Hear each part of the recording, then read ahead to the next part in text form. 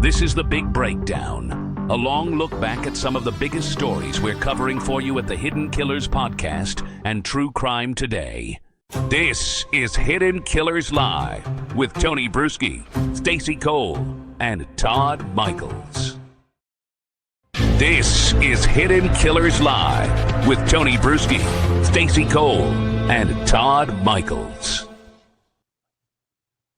All right, switching gears now over to Donna Adelson. Of course, we've been watching this case like crazy and digging into all of the nooks and crannies of where this case has been and where it is going. Defense attorney Bob Mata, host of the podcast Defense Diaries, joining us. You've been watching it. I know you've been running it live over on Defense Diaries. Let's just get to it. What was it like the moment they said, Donna, you're guilty, and the Bob, I want to see you do an impression of that. Like, give me your best Donna. Give me your best Donna. You were found guilty, Donna. It was something like that was great. Along the lines of that. For me, as you said, we watched the entire trial. It was expected. I mean, of course. They put forth a very strong circumstantial case. There was no way that Donna was going to be able to take the stand and be able to explain away the consciousness of guilt stuff that happened after the fact.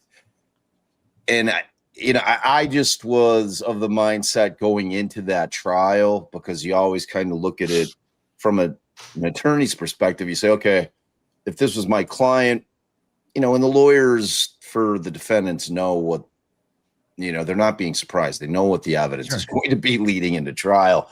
So that's when you sit down with your client and you say, look, all right, they've already gotten Charlie on this. That's going to come in at this trial. They've already gotten convictions on, the two hitmen and Katie, and that's coming in a trial. So they're able to build this narrative. That is damn near impossible to overcome. And then when you pepper in the actual evidence that they have, and when you look at it, if I were to write it on a piece of paper, the 3 or 4 things that I think that got her convicted, and I slid it over to you and I said, hey man, you think we should try to prosecute this person? And you looked at that alone, just those 4 things, you'd probably like, thin man. But when you have the entire backstory by way of the way that Georgia was able to knock these dominoes down in succession to where you have that and what's coming in at trial, it then becomes a very, very powerful case, because you really need all of that backstory to give context of why these 3 or 4 seemingly little things in terms of just a text of a few words, of a bump and her making a call and her texting Charlie, like all those things just on their own without that backstory may have been a tougher case, but that wasn't what we were dealing with here. So ultimately, you think about the conversations that may have been taking place between Donna's lawyers and Donna about, well, do you want to take this to trial? I mean, if you're a good attorney, you're giving your client the honest evaluation of their case and what their likelihood of success is at trial based on bad facts. You can look and say, these are very bad facts. I don't know, this isn't a silver-tongued issue where we're going to be able to talk your way out of it. And, yes, we can give some kind of alternate explanation of why maybe you were trying to go to Vietnam on a one-way ticket. And, maybe we can explain away with context clues that push people the other way on some of the things that you said. Maybe we can attack the fact that they can't really geolocate you. However, we have this huge problem of you texting Charlie saying I'm outside. So, do you think that's how that conversation went though with Tom Petty? No, I mean, no. do you think I'm kind of picturing more of a, my kids don't even call me anymore, and I don't get to see them, and they're accused after all I've done for them, after all those winnings I made on Wheel of Fortune years ago. Pat Sajak even said, "You are a good mother." Pat said I was a good mother. Vanna looked me in the eye and said, You are a shining star. I wish I looked just like you. I wish I just looked like you. Tom, what do you think I should do? Well, I think you should do exactly what you've been wronged. Those kids, they I know they don't call, do they? They just don't call. They don't call. I'm going to bring that up. We've lost Tony. More like how it went. I don't think it was the calm, collective conversation like you were describing, where it's like, we could go this way, maybe we go that way. Yeah, and for the record, it's Tom Spade. She's definitely the love child of David Spade and Tom Petty. You've been saying Tom Spade. I've been saying Petty. Yeah. No, man. Yeah, that's true. From Donna's perspective, she has little to no motivation not to go to trial. Yeah. Right. I mean, for her, it was always going to be, I'm going to roll the dice. I think in her warped mind, there's this kind of element of a Lori Vallow type narcissism that exists with her, to where I think that she had fooled herself because of the passage of time in terms of when they finally arrest Charlie and they get him convicted. Like, I think that she had convinced herself that they really didn't hire somebody to kill Dan Markel.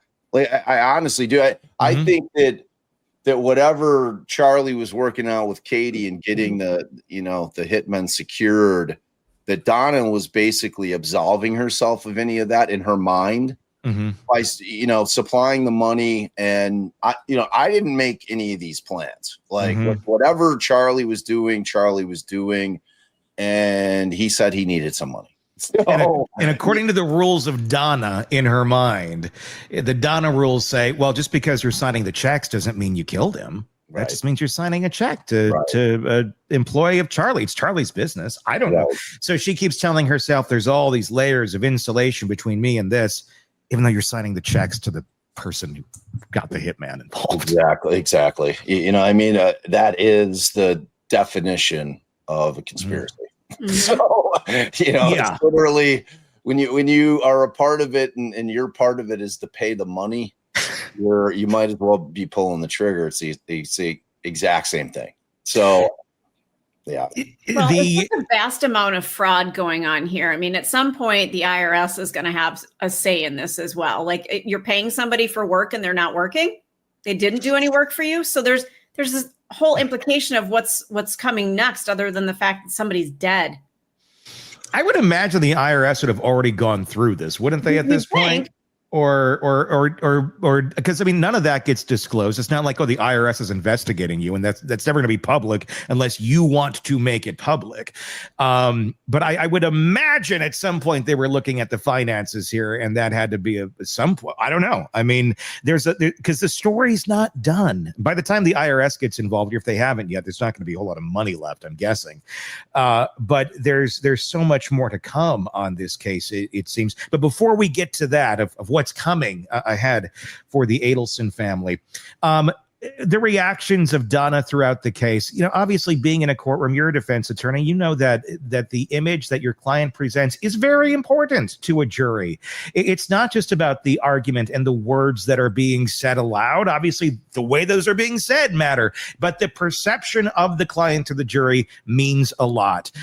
They threw a cardigan on her, and that was about it. I mean, were they that stupid? Were they that inept and that dense to how she was coming across to that jury? Or do you think Tom Spade there thought, you know what, I can't control this woman. She's going to do what she's going to do? No, I think that there was probably a lot of discussions that took place between her attorneys in terms of how they wanted her to look for that trial. So it was the cardigan you know, kind of the Marshall's shirt that she had underneath, and then the must hair.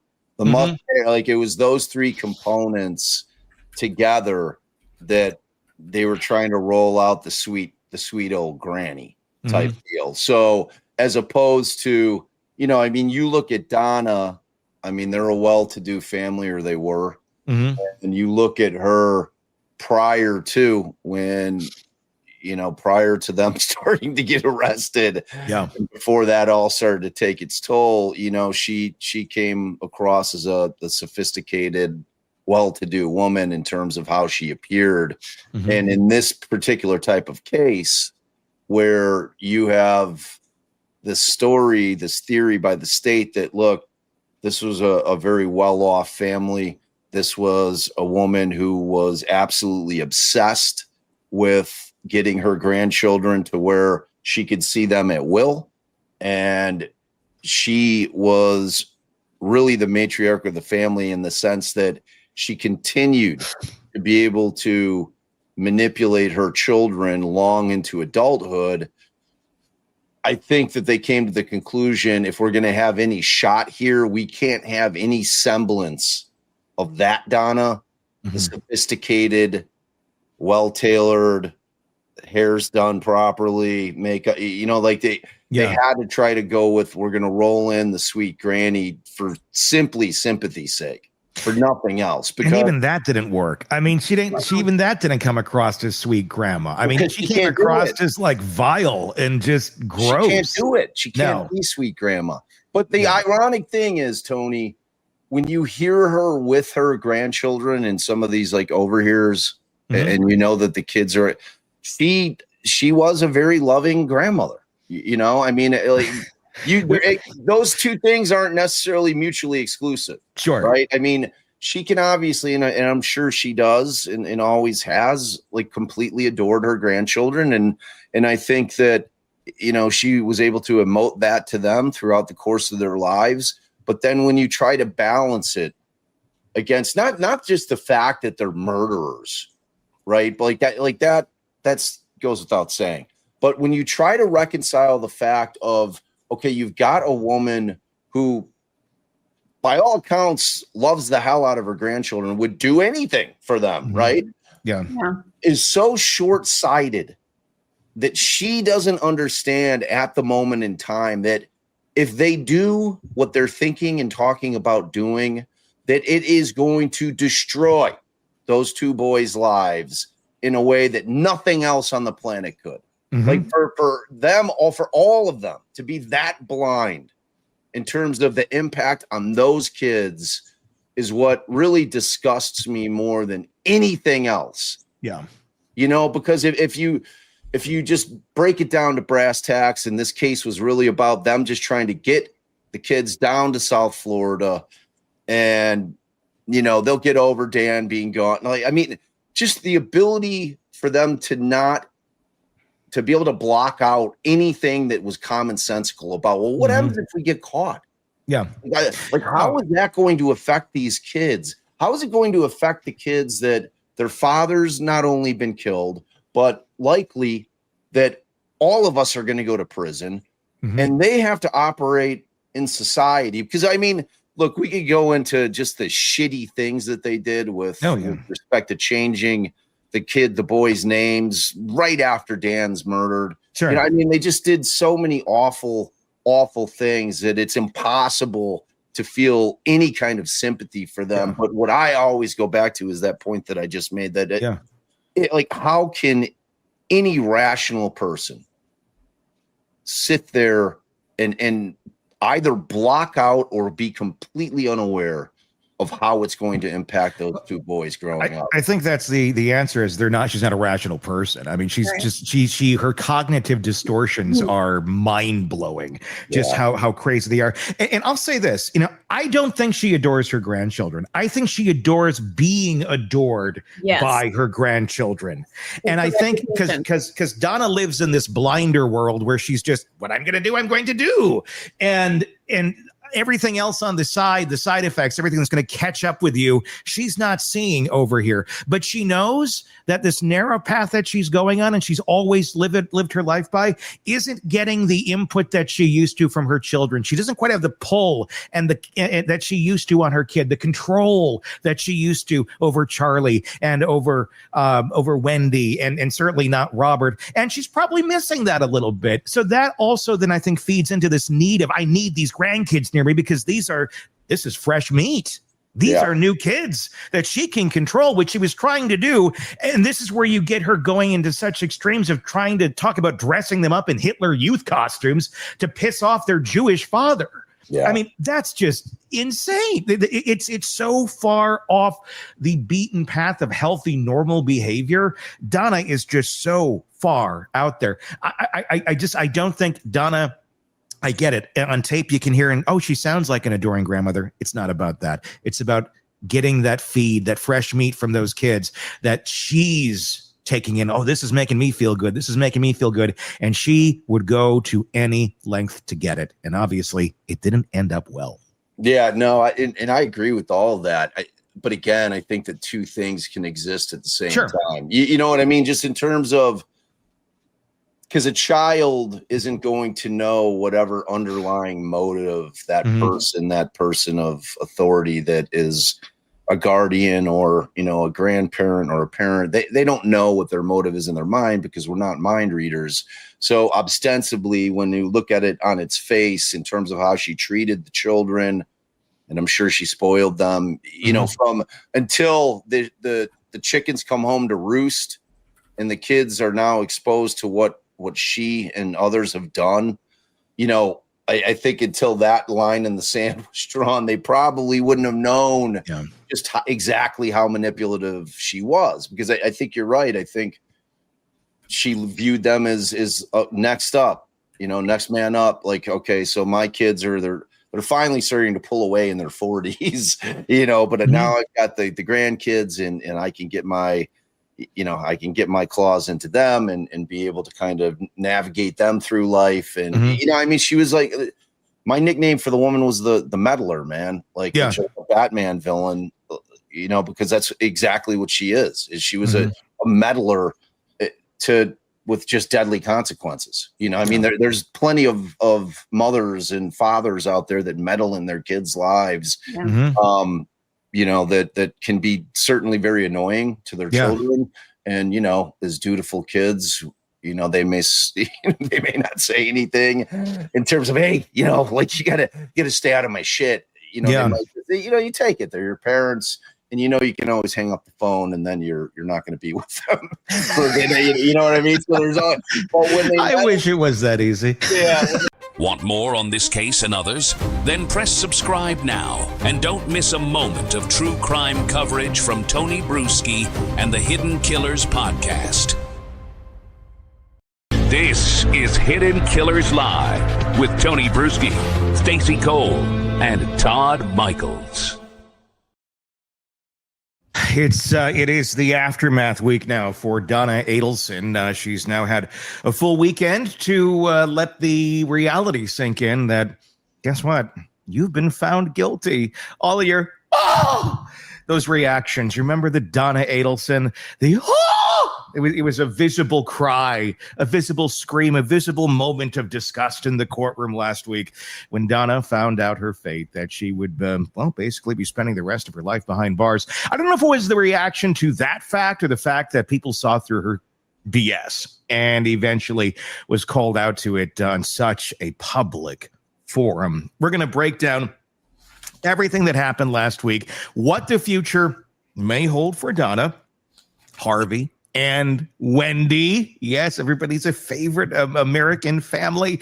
We're going to get into all that and much more today. Also going to be talking about the latest in the Kohberger investigation. What we're finding about that investigation is more tea leaves are dropped open to the public. And we're also going to be talking about the Long Island serial killer. We're going to go through that story and where the evidence has taken us now that the DNA evidence has been admitted. That was a crucial piece to that case where if that was not going to be admitted, might be a little bit harder to point the blame onto Rex Heuermann, but that is now in. Anyway, that is all coming up. Our first hour here, Robin Dreeke, retired FBI special agent, chief of the Counterintelligence Behavioral Analysis Program, joining us, along with Stacy and Todd.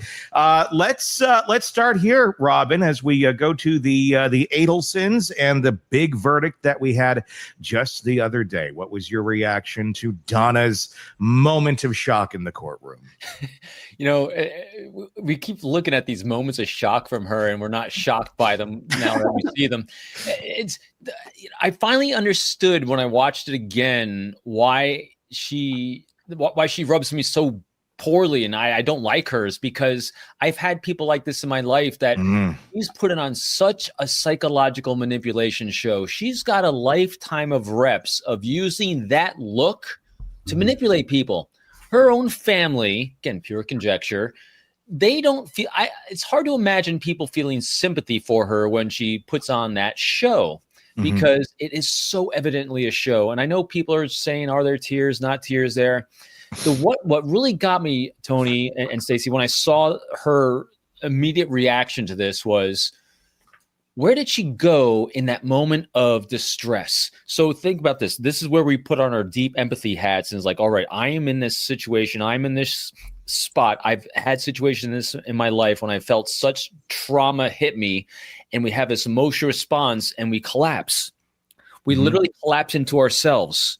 We come down like this because we're contemplating and thinking, what just happened to my life? And so we go inside our own heads. And so what we saw from her, though, is she had that response, and she's outward. You can actually catch her eyes looking around. What people's reactions to her. It's completely incongruent. That's why she creeps people out. You know, the other thing that struck me too is how fast the jury came back with the verdict. And I think it's because they didn't like her either. They just get rid of her, man. I don't want to see this look anymore. I think she thought this look garners sympathy from her family and friends. No, I think this look she has that gets people to do what she wants is because they want her to stop making it a horrible look. She just looks hard. It's a horrible, ugly look that she has every time she has trauma response. It's all to avoid the look. But in a way, Robin, you're exactly right. And that's the thing. This is someone who has ruled by fear. Throughout her entire life to her entire family. And the older son, Rob, really pointed it out well the other day in court when he was asked, so when things went, and I'm just paraphrasing, when things went well for Donna and what she was doing, she was getting her way. How was she? Well, she was basically said, she was pleasant, and she was kind of fun, and she was good to be around. Very typical for people like this. They're often very loved, very liked by their community, by those around them. Those that aren't too tightly close, that are going to be affected by them on a deeper level. But then Rob also said, well, what happens when Donna doesn't get her way? We saw that. That was a very different story.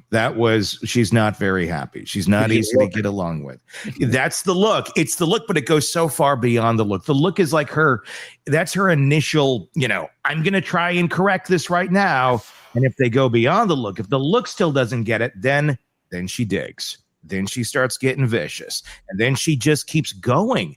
And she's someone who just doesn't know when to stop. I don't think she's capable of stopping. She's determined. She's very, very determined. Overachiever, maybe you could say, in some areas, where she just keeps going. She does not respect the opinion. She does not respect the outcome or the consequences to her actions in any way, shape, or form, and has zero interest in any sort of reflection back on herself as to what those actions caused and their effect. Relentless stupidity. That's what she has. Yeah. It's because she keeps doubling down in an echo chamber of her own voice. And she's bullied her family into going along with it or suffer the consequences of her relentless stupidity. I mean, when you just look at the stats and averages of probability of success of hits like this, I looked up the number. It's 0 to 40% of unprofessional hits get away with it. Those are some bad odds, Robin. Those are horrible odds. And Yeah. but this is a great idea. Again, she doubles down on stupid. She's relentlessly stupid. I gotta say, a 40% chance odd for something that you have zero experience in. That's on the high end. On the high end, yes, but I'm still surprised it goes that high. Like, I would think if somebody said, okay, we're going to put you out there in a home run derby with some of the best MLB players in the country, what's your odds of hitting a home run? I'm going to guess like between 0.1 and 0.5, not 40. Like, that's a pretty high odd almost for a completely inexperienced person, isn't it? It's just ridiculous. And the other thing too that compounds the relentlessly stupid is the number of people that were involved, because that decreases your odds down to zero even more. Again, remember, there's 40% of people, and it's very rare that people do this to begin with. 40% get away with it that actually might have 3 marbles rolling around, not half of one like Donna. Yeah. The other thing that she totally undermined herself and the whole family did, especially her, was that she has her emotional regulation, as we see, is horrendous, which means that her mouth won't stop running because it's running in a safe, as she thinks everything around her is a safe place. And which, well, I know we're going to get to Wendy, which makes it hard to imagine anyone in her circle doesn't know exactly what she's thinking, even if she's talking in her stupid double down code. So, I mean, just it's like the most ludicrous thing you could possibly come up with. Well, what strikes me about this thing is you have Donna, who's a complete narcissist. There's probably other personality disorders going on here, but you also then have the children who were playing a part. At least we know that Charlie was, who are also very narcissistic, but they're also really insecure. They constantly need reassurance that what they're doing is right. They're constantly going back to mom. That's why there's all these conversations. That's why you have Charlie in the jail, constantly needing, without mom even directly saying anything, that he's in the right, that he's pleasing mom. They're constantly seeking the reassurance from Donna. And that's what kind of makes the difference in the dynamics of these people. You got Donna, who I don't know constantly needs the reassurance. She seems to, she likes it, but she just feeds off the energy of her minions and what they're going to do for her. But when they're gone and they're not able to reassure, everything's going to work out fine, Donna, she collapses. And that's what I think we're seeing here in real time, is this narcissistic collapse that's been going on. It hasn't been a slow one either. This has been, I think, some time coming, but there doesn't appear to be an end. There does not appear to be an end where either Donna has, bowed out, or she reaches some sort of acceptance as to the reality that she's in. Well, she loses it when she loses control. Everything comes down to control. And I think her children, the way that they've responded to the world with this insecurity, well, what makes someone insecure? What makes someone insecure is when they've been demeaned, bullied, or treated poorly by others when they're at a younger age in those formative years. And so I imagine, pure conjecture, that one way that Donna exercised control over her children was to trauma bond them. Basically, is like, hey, you suck. Oh, and I'll give you a little bit of praise. So why would someone seek praise from mom unless it was so sparingly given out? And so this makes a pattern behavior. So that's also the pattern that they've learned in their lives of how we treat others. And so that's how these things get propagated generationally. Again, pure conjectures. I'm not a licensed psychotherapist. But that's typically what happens, why people behave in this manner, is because they learned it from someone else. Who else would they have learned it from, especially in such a cloistered family that's so controlled by Donna?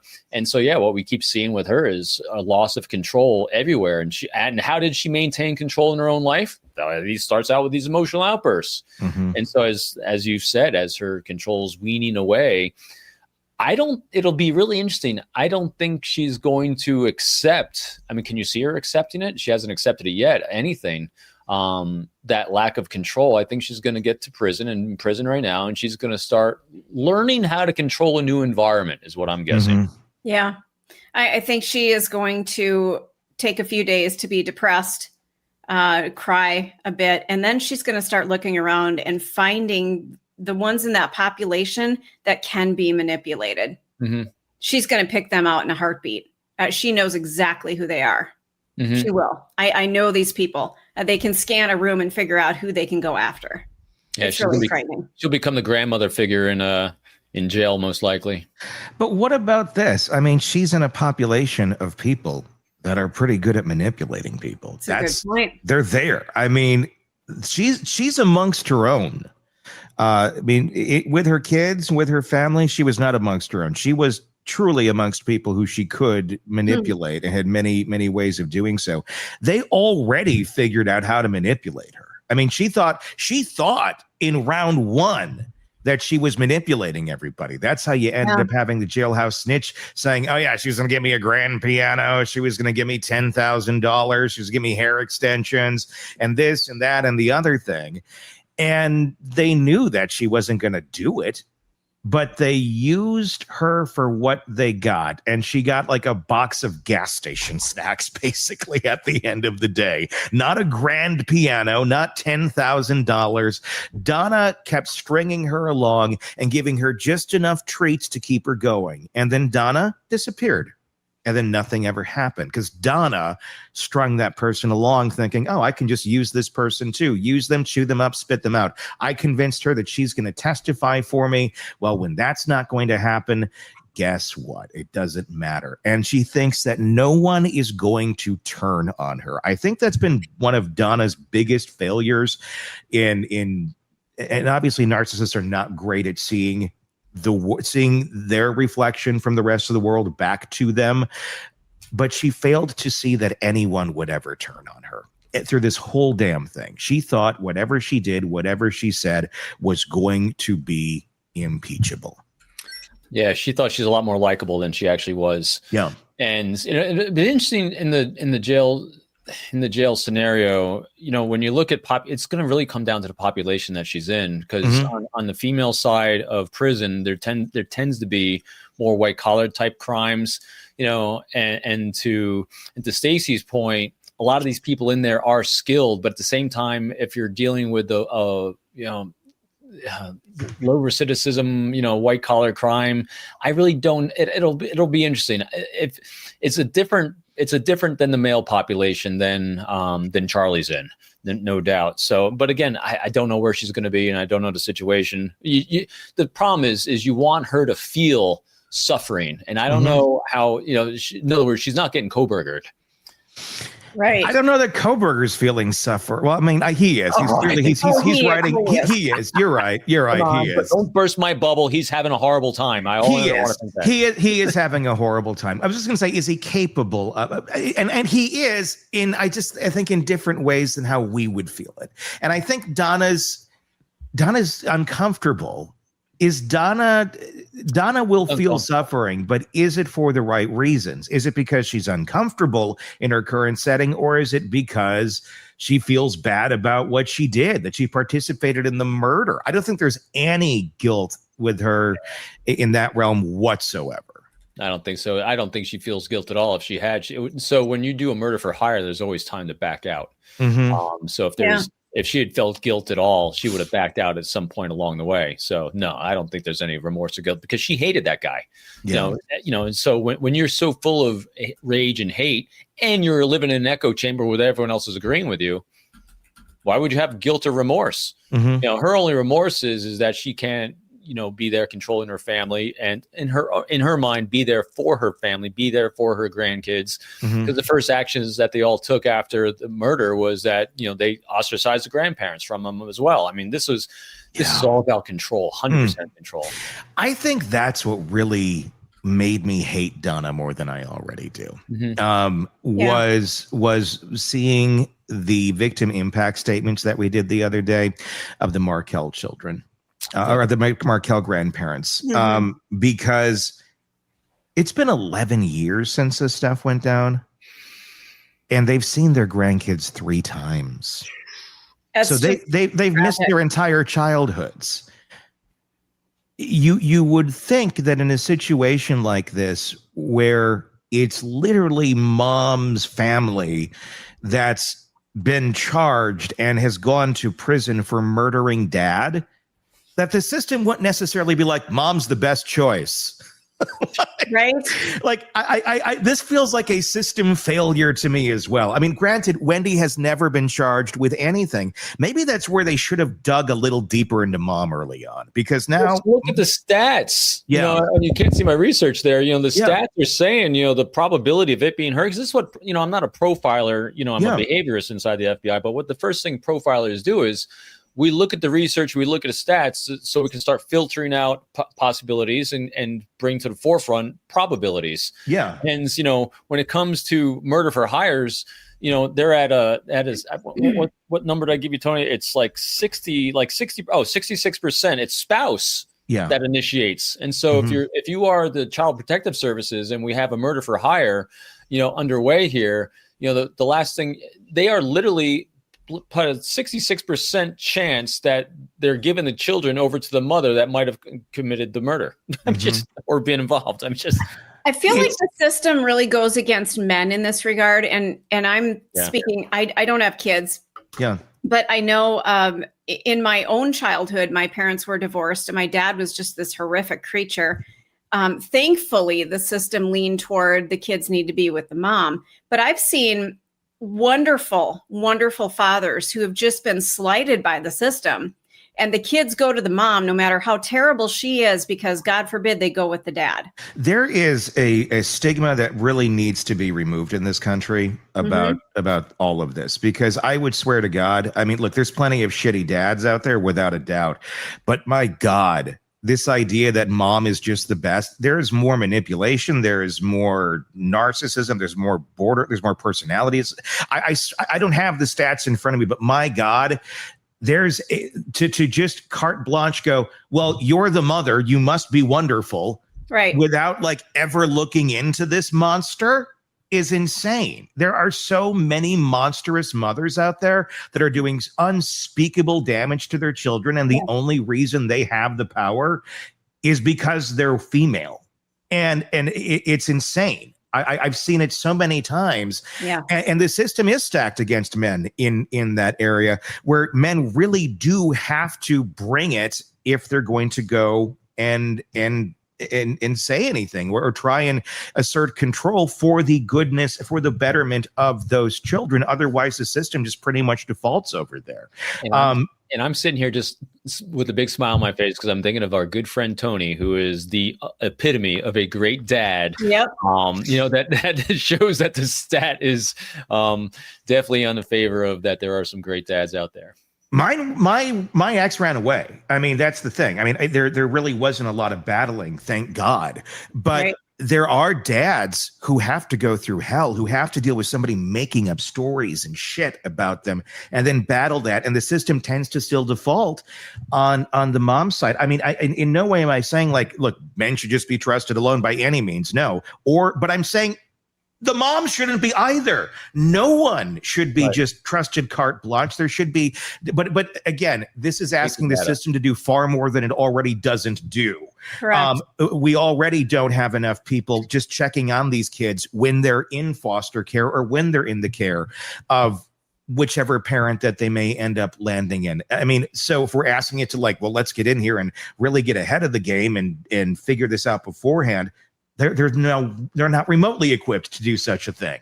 I mean, thinking you get ahead of that, you won't have the problems later, but you know, that's two thoughts and it's the US government.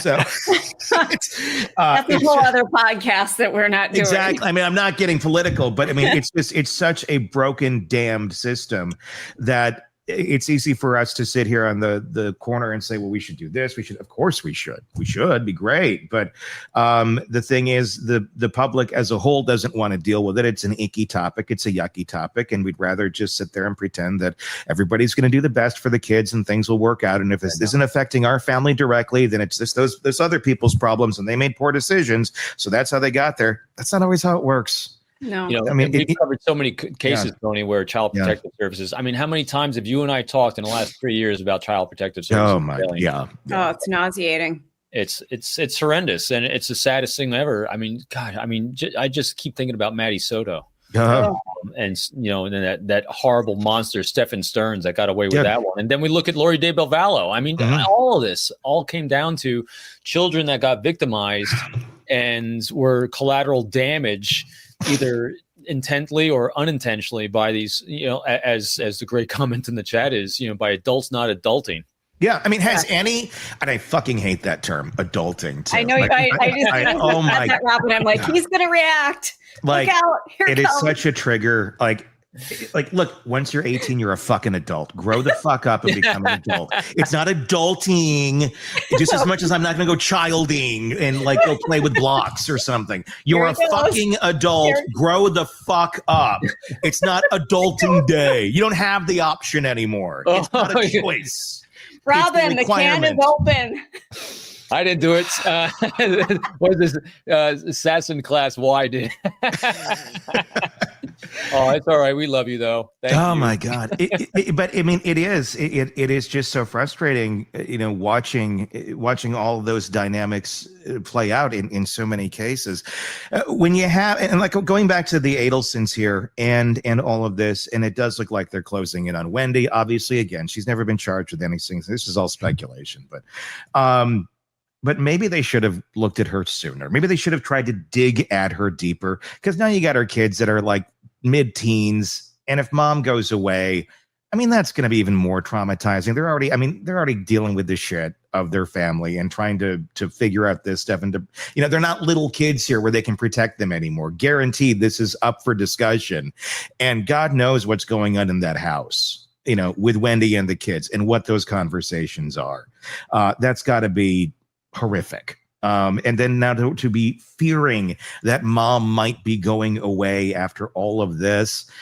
And look, there's a lot of evidence that points that Wendy had some ideas here, that there was some knowledge. And I'm sorry, I don't buy anymore that she's a lovely human being and it's a complete victim of circumstance. And what really screws her over in my mind at the end of the day, long point coming, is the fact that she's not let those grandparents see the grandkids after all that time. Yeah. So her not knowing, I thought hard about this after our last episode together, talking about her, because we heard the ex-boyfriend who's clearly still enamored with her, thinking that there's 1% chance they'll get back together. Maybe he can be a conjugal visit for her in jail. He was back then. He was enamored. I mean, that tape was 14 years ago, 11 years ago. But yes. But it was interesting, because when you look at the arc, as I look at everything as arcs of individuals, organizations, and family structures, the amount of communication they seem to all have, and the lack of impulse control or voice control, vocalization control they have amongst each other, it would be odd. It would be a spike for her not to have an awareness of what happened. And now whether they have evidence of that or something like that is, I was watching a lot of lawyers, because as you all know, I'm not a lawyer. I don't do prosecutions. I was an investigator and a behavior. I thought you've been a lawyer for the last 3 years. I guess some people love coming at me on lawyer stuff, but dude, I just comment on behavior. I know. Smart guys. Sometimes you don't have to be a lawyer to be a smart guy. No, you don't. No. But I was watching, a lot of lawyers talking about this case and why they didn't go after her first. And again, because Donna, they picked up that she's going to flee the country to a non-extradition country like Vietnam, so they had to go her. Or the fact that, maybe Wendy, instead of having half a marble like Donna, maybe Wendy's got 2 marbles rolling around. And so, being a lawyer herself in some way, she knows how to not talk in code with her brother in prison. So maybe she was a little bit more sleuth with her communications. Who knows? Or maybe like guilt, innocent proven guilty. Maybe she really is the only family member, with the exception of the brother, that ran like a smart guy years ago, that didn't know what was going on. And being a go ahead, Stacey. A quick question, Robin. How many marbles are we supposed to have? At least 3. Okay. At least. The bar. One of them needs to be the one that you flick, the one that breaks the other ones up. I like 3.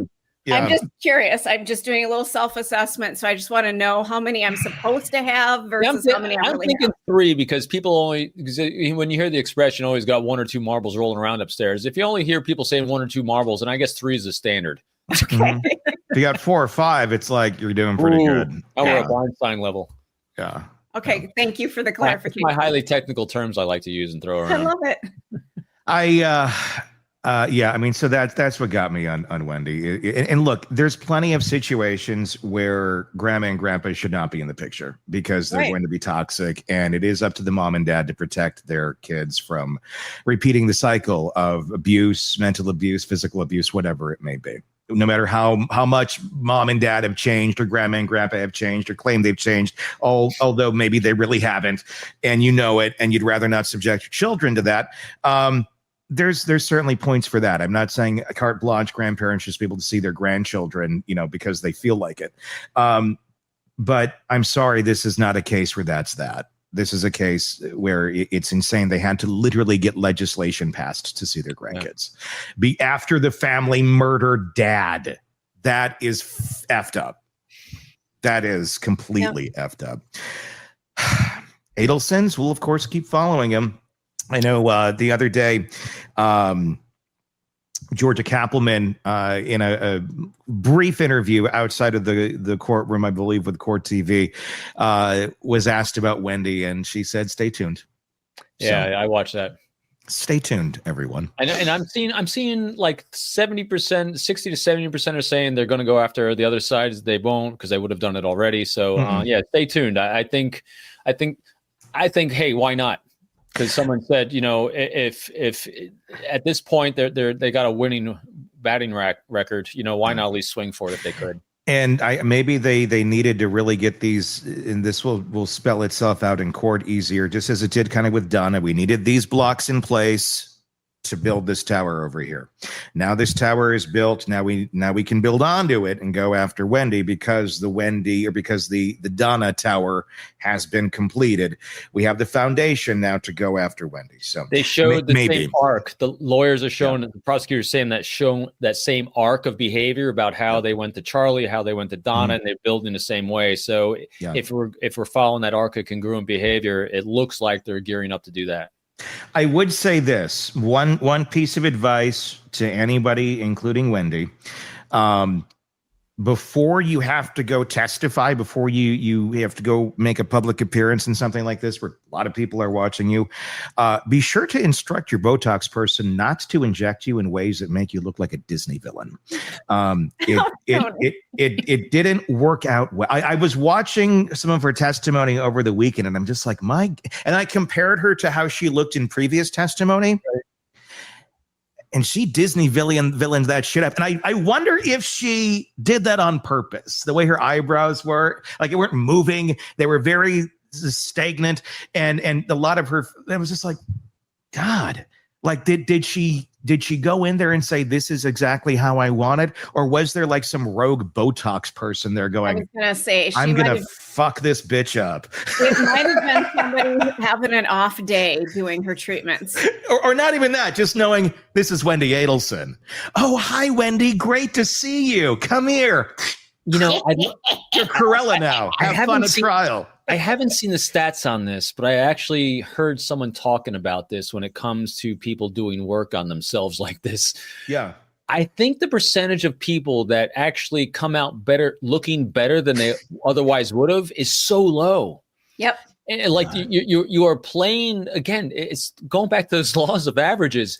If you're looking to make yourself look better, the chance of you coming out looking worse is much higher than looking better. So, hey, let's just ride. The goal of anything like that is not to look like you've had it done. Exactly. Yeah. It needs to look natural, and nothing about her face at this point looks natural. Her expressions don't look like something you would see in nature. No. And look, I'm not anti-Botox. Do whatever you want, everybody. Whatever makes you feel good and whatever. That's up to everybody. I would just say you might want to pick somebody different next time. I know a lot of people who get Botox and you'd have no idea they were getting Botox. And that's a sign of a very successful person doing it. Yeah. Maybe it was a Groupon. Maybe she's struggling a little bit. There's a lot of money going to attorneys here. Maybe it was like, we got to go to this one. It's a buy one, get one free. Buy one half of your face, get the other half off. And, I don't know. Well, you don't want to just pay for the one eyebrow, for God's sakes. No, she paid for both. But I'm wondering again, too, did you double this up? Were you like, in case I get arrested, can I get double the Botox? So I'm in there long. It stays longer. Prison Botox. There's a new industry. They sneak it in. Is remember, who's her audience, that for anyone doing these things. I mean, there's a lot of that goes into courtroom appearance and courtroom demeanor, what you wear. I mean, for guys that have numbered, whether you're wearing a 2-button or 3-button jacket. I mean, there's a lot of courtroom appearance. And so I would imagine for her role that she's trying to play in that courtroom, that's not a look you'd be going for. If you're trying to garner sympathy from a jury, you want to have that loving, caring mom look, not this, not trying to get the glam look on. Do you think the Adelsons have any concept? No, it doubles down on their self-centered narcissism, and the one aspect of control is they try to control perception that they have of others, that others have of them, and so that's why people do it. They're trying to control the perception. And when your prism is that broken, it's very hard to see. Oh yeah. Yeah. Karen, like Karen Reed, absolutely, 100%. Yep, 1,000%. But here's the thing: Wendy is a former attorney, correct? Yeah. You think she'd know? I mean, wouldn't she? You're good at it. Well, no. Well, with so many folks like that, it's easy to look at other people and go, "Here's how you should do it." The self-reflection is the missing part. This is why it's so important. People need a loving critic. Yep, exactly. Yep. I just did another podcast episode on my show today about, all these exercises we can do for self-reflection are fantastic, and the path of mastery that we have for ourselves is really great. But if you're doing it in your own echo chamber, it just will fall short all the time. I mean, how many times do we see things posted on social media that you look at and say, why didn't you give this to someone else to read before you posted it? Right. Yeah. Because people think they're smarter than everyone else, and they don't have the courage. It takes courage to give it to someone to look at who might say, dude, that looks like shit. Don't post that. And so for her or anyone in these situations, if you don't have someone who's like the loving critic, and so for definition here, it's someone who cares deeply about you, but not the destination that you're choosing. In other words, they're there to give you that honest feedback without being personally assaulting you, just saying, hey, here's objectively what this is, and here's what I think is going to be a cause and effect from your action and behavior. And we can do it really effectively for someone else. Like I'm really high on this because I love being that loving critic for the people I care about in my life.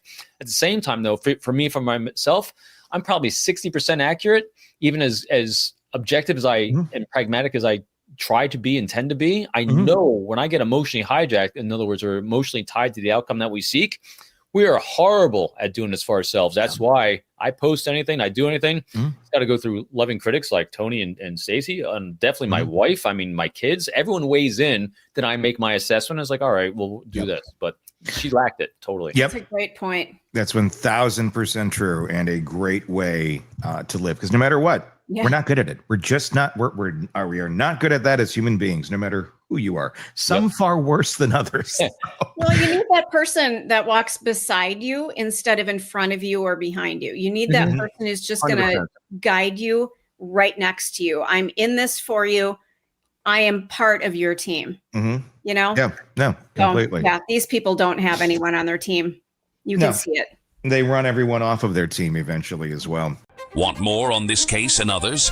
Then press subscribe now and don't miss a moment of true crime coverage from Tony Brueski and the Hidden Killers podcast.